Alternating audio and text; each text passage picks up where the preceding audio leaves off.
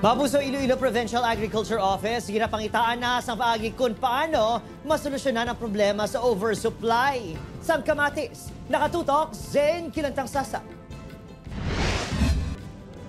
Isa sa ginaproblemahan subong sa mga manugtanom sang kamatis ang oversupply kag barato nga farm gate price. Kalabanan diri ginahaboy na lang bangod nagakadunot na.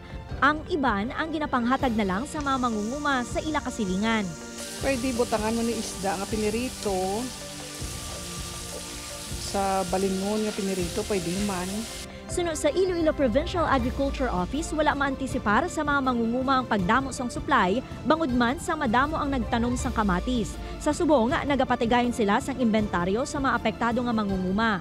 Ginatun-an na sang probinsya ang mangin long-term solution sa problema. Lakip diri amo ang pagtukod sang greenhouses. Agod bisan nga mag-ulan, sarang gihapon nga makatanom sang kamatis kag indi lang sa tion sang tig-ilinit.